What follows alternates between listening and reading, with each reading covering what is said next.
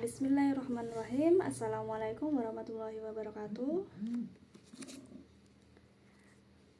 Saya Telma Anissa Fitri. Pada pertemuan 1 di mata kuliah metode pembayaran digital, kita akan mempelajari mengenai pengantar pembayaran digital itu sendiri. Oke, langsung saja kita lihat. Ini ada sebuah survei mengenai pembayaran secara cashless maupun juga contactless itu menjadi prioritas ketika bertransaksi. Nah, di sini menggunakan responden sebanyak 629 menyatakan bahwa 63,5% mereka setuju pembayaran menggunakan secara cashless, dan contactless. Cashless ini di sini artinya metode pembayaran yang tidak memerlukan penggunaan uang tunai. Nah, kemudian untuk cashless itu metode pembayaran elektronik yang tidak memerlukan penggunaan kartu fisik. Itu cashless. Dan kemudian juga ada contactless. Contactless dia mengacu pada pembayaran untuk melakukan transaksi tanpa harus secara fisik menyentuh kartu pembayaran. Nah, jadi dia 629 orang. Dari 629, 63,5% dia setuju. Nah, kemudian di sini ada the rise of cashless society. Cashless society ini artinya tanpa uang tunai.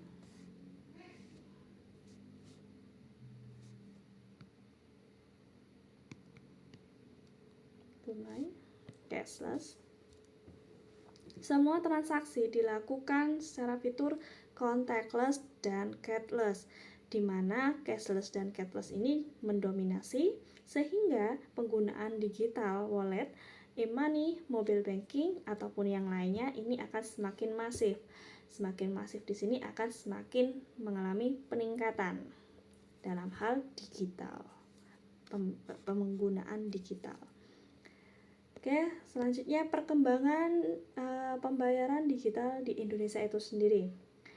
Di sini pada tahun 2020 transaksi pembayaran digital ini mencapai 3.389 triliun. Nah, di sini disimpulkan bahwasanya dia mengalami kenaikan 68,5% dari tahun sebelumnya.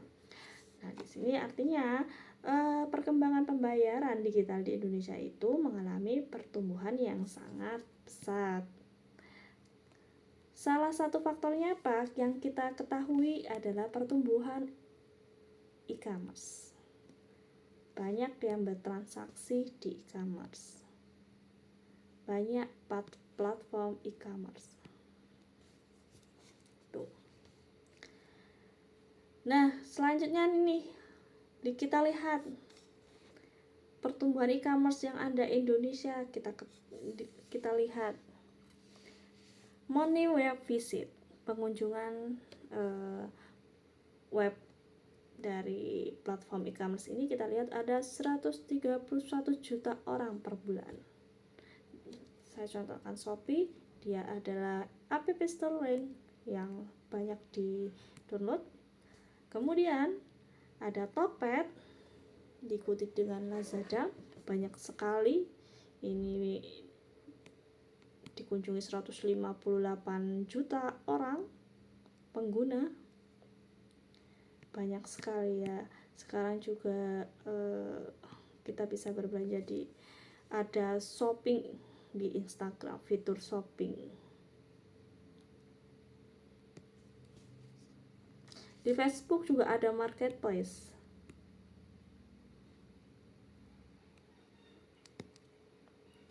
Nah, ini banyak sekali e-commerce ya. Blibli. Nah, ini yang paling banyak digunakan, paling banyak di-download ini Shopee. Paling banyak yang dikunjungi adalah Tokopedia. Karena banyak pertumbuhan e-commerce, jadinya perkembangan penggunaan pembayaran digital akan menjadi semakin meningkat, menjadi semakin masif. Oke, kita lihat definisi pembayaran digital itu sendiri. Pembayaran digital itu adalah proses pembayaran yang dilakukan secara elektronik melalui perangkat digital. Seperti smartphone, kita bisa menggunakan komputer ataupun juga mesin ATM. Pembayaran ini dilakukan dengan menggunakan kartu kredit, transfer bank, atau aplikasi pembayaran. Di dalam pembayaran digital, uang itu disimpan, kemudian diproses, diterima dalam bentuk suatu informasi di digital. Dan proses pemindahannya diinisialisasi melalui alat pembayaran elektroniknya itu sendiri. Lalu apa saja jenis digital payment yang populer yang di negara kita? Itu yang pertama ada e-wallet. Jenis aplikasi yang digunakan untuk menyimpan uang untuk transaksi online di perangkat mobile dengan internet perantaranya. Seperti di cuplikan video tadi, ada OVO, GoPay, Shopee, banyak sekali ya sekarang. Kemudian juga ada mobile banking, merupakan layanan perbankan yang memungkinkan pengguna untuk melakukan transaksi. Sekarang juga sudah ada fitur kris, mempermudah transaksi juga. Ketika kita melakukan transaksi di toko, kita hanya membuka mobile banking dan melakukan pembayaran dengan QR code. Selanjutnya kartu kredit. Kartu kredit merupakan alat pembayaran yang paling umum digunakan. Biasanya pembayaran digital ini mencakup penggunaan kartu kredit secara online untuk pembelian di e-commerce. Kemudian ada internet banking yang melakukan transaksi di internet, melalui internet, dan ada juga virtual akun. Kebanyakan orang memilih menggunakan virtual akun karena praktis dan tanpa memerlukan pendaftaran nomor rekening. Kita berbelanja aja kita menggunakan virtual akun ya, kan kode virtual akunnya, dan kita bisa langsung proses tanpa harus mendaftarkan nomor rekening kita. Kadang kita lupa dengan nomor rekening kita. Dengan virtual akun kita bisa cepat atau praktis. Oke, di sini ada ilustrasi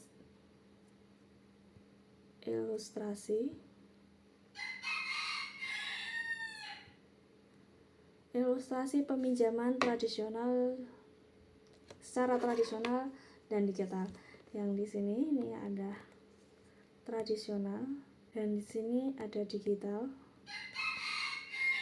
Secara digital. Kita lihat prosesnya. Yang pertama,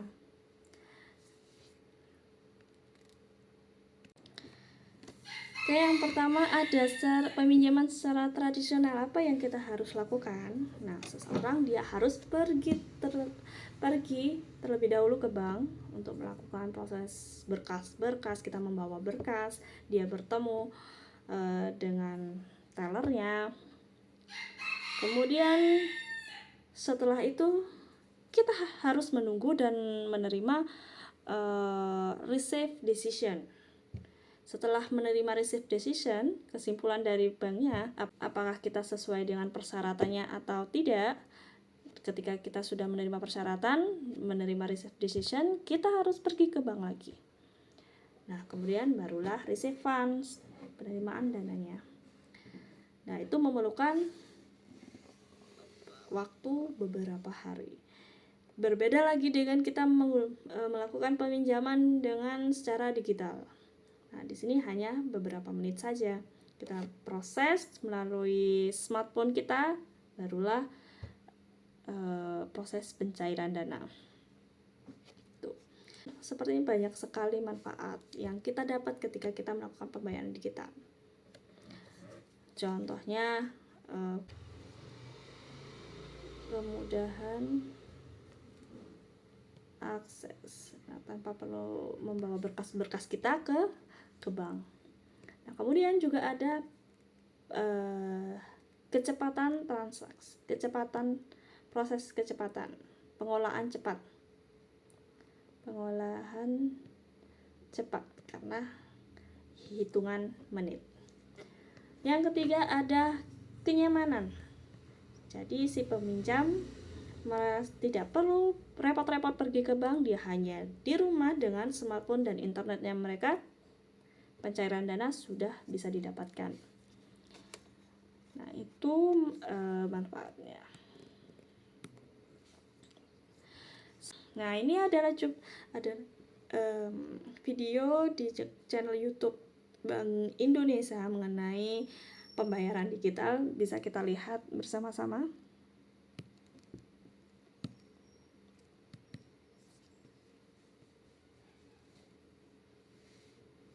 Mengenal lebih dekat pembayaran digital. Pernahkah Anda merasa kerepotan menerima pembayaran menggunakan pecahan uang kecil dan harus menyiapkan uang kembalian? Kini Anda tidak perlu repot lagi karena sudah ada metode pembayaran secara non-tunai dan digital. Saat ini, perkembangan teknologi membuat seluruh kalangan merchant beradaptasi menerima pembayaran digital, mulai dari kantin sekolah, warung, minimarket, hingga pusat perbelanjaan mal. Pembayaran digital saat ini dapat berupa pembayaran dengan kartu ATM atau debit, uang elektronik, hingga mobile banking. Kartu debit adalah sebuah kartu pembayaran berbasis elektronik yang diterbitkan oleh pihak bank. Kartu ini bisa berfungsi sebagai pengganti cara pembayaran tunai. Jumlah uang yang bisa Anda belanjakan adalah jumlah saldo dana di dalam rekening tabungan. Selain untuk melakukan pembayaran, kartu debit juga digunakan untuk penarikan uang tunai secara instan karena fungsinya sebagai kartu ATM untuk menarik tunai. Uang elektronik didefinisikan sebagai alat pembayaran dalam bentuk elektronik, di mana nilai uangnya disimpan dalam media elektronik tertentu. Penggunanya harus menyetorkan uangnya terlebih dahulu kepada penerbit dan disimpan dalam media elektronik sebelum menggunakannya untuk keperluan transaksi. Ketika digunakan, nilai uang elektronik yang tersimpan dalam media elektronik akan berkurang sebesar nilai transaksi dan setelahnya dapat mengisi kembali atau top up. Mobile banking adalah sebuah layanan yang disediakan oleh bank untuk melakukan berbagai transaksi perbankan melalui berbagai fitur yang ada dalam ponsel pintar. Layanan mobile banking meliputi cek saldo, transfer uang, mencetak mutasi rekening, melakukan cek dan pembayaran kartu kredit atau tagihan lainnya.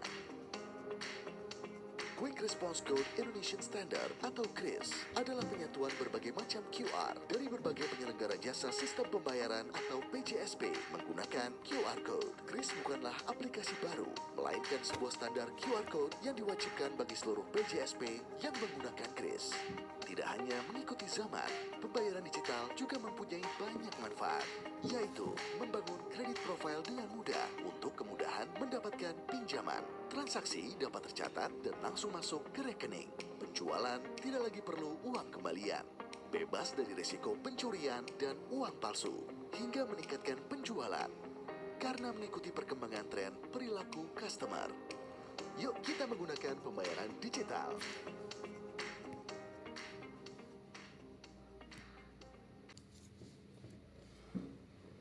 Oke, itu dia tadi video mengenai pembayaran digital, bahwasanya ada banyak manfaat, ada banyak sekali manfaat yang telah disebutkan di video di channel Bank Indonesia. Bahwasanya yang pertama, membangun kredit profile, kemudian transaksi tercatat, kemudian bebas dari uang palsu, dan meningkatkan penjualan. Nah, di sini juga ada, kita lihat manfaat digital payment. Keamanan terjamin. Nah, bebas dari uang palsu tadi, pasti keamanannya terjamin bebas dari uang palsu. Sistem pembayaran digital akan secara otomatis mencatat berbagai transaksi tercatat.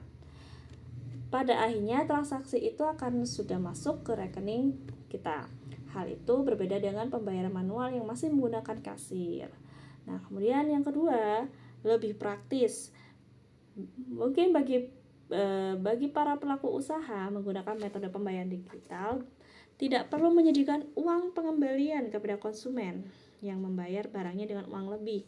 Pembayaran ini dapat dilakukan kapan saja dan di mana saja. Kemudian, jadi yang maksudnya lebih praktis itu, nah kita ketika kita berbelanja, nah yang sekarang ada fitur QR code, kita langsung menggunakan QR code itu, jadinya kita tanpa perlu pengembalian uang ketika ada uang kembalian. Dan yang ketiga ada transparan. Pelaku usaha memeriksa transaksi pembayaran yang sudah tercatat secara otomatis. Kemudian juga ada konsumen pastinya lebih puas.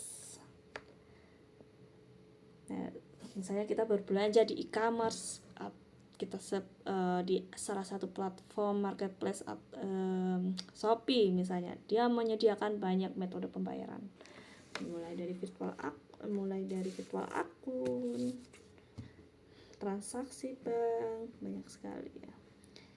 Jadi konsumen lebih puas. Tapi ketika ada banyak manfaat, pastinya ada kelemahannya, yaitu seperti munculnya hacker. Nah, jadi kita harus berhati-hati menjaga keamanan data pribadi kita. Kemudian tidak semua bisa mengakses media internet. Karena keadaan yang tidak mendukung ataupun berada di wilayah terpencil, mungkin untuk mengakses internet aja dia tidak bisa. Jadi ini kelemahan digital payment. Karena tidak ada internet, dia masih menggunakan transaksi secara tradisional. Kurangnya anonimitas. Informasi tentang semua transaksi, termasuk jumlah, waktu, penerima, itu disimpan dalam database di sistem pembayaran. Dan ini berarti mungkin di badan intelijen memiliki akses informasi ini. Ini kita harus memutuskan apakah itu adalah hal yang baik atau yang buruk. Kelemahannya lagi di sini ada masalah transfer uang antara sistem pembayaran yang berbeda. Biasanya sebagian besar sistem pembayaran elektronik tidak bekerja sama satu sama lain. Dalam hal ini konsumen harus menggunakan jasa penukaran e-currency dan dapat memakan waktu jika konsumen masih tidak memiliki layanan terpercaya untuk tujuan ini. Yang terakhir ada pembatasan. Setiap sistem pembayaran batasnya mengenai jumlah maksimum di rekening, jumlah transaksi per hari, dan jumlah amount. Pembatasan ini ketika kita melakukan transaksi, misalnya satu hari ada pembatasannya, dalam satu hari jumlahnya berapa yang harus dikeluarkan. Nah, itu ada pembatasannya. Selanjutnya, faktor-faktor yang mempengaruhi pembayaran digital. Pertama, pertumbuhan penggunaan smartphone yang cepat. Kita tahu ya, smartphone, semua orang mempunyai smartphone, sampai anak kecil pun juga mempunyai. Nah, karena pertumbuhan smartphone ini, karena smartphone ini adalah kunci dalam pertumbuhan pembayaran digital. Semakin banyak orang memiliki akses ke ponsel smartphone itu, maka semakin besar potensinya adopsi pembayaran digital. Oke. Yang kedua, kemudahan dan kecepatan dalam melakukan transaksi.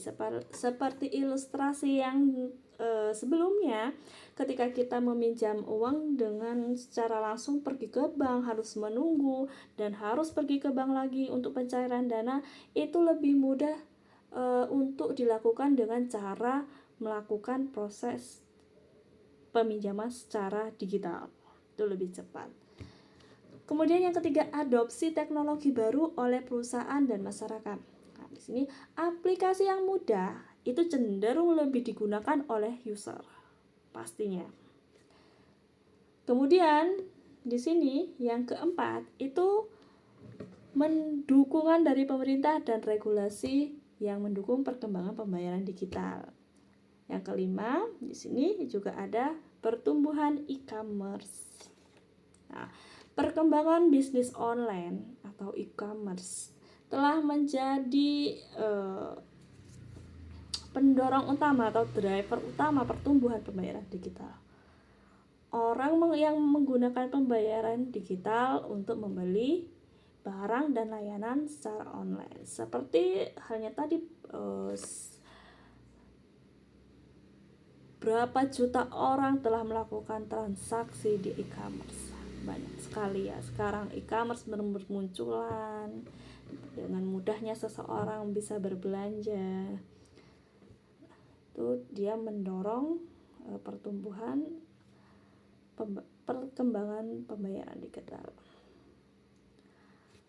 Oke, sampai di sini materi mengenai pembayaran digital. Apabila ada hal yang ingin didiskusikan atau yang masih belum paham, mungkin kita bisa melalui kolom komentar maupun chat grup.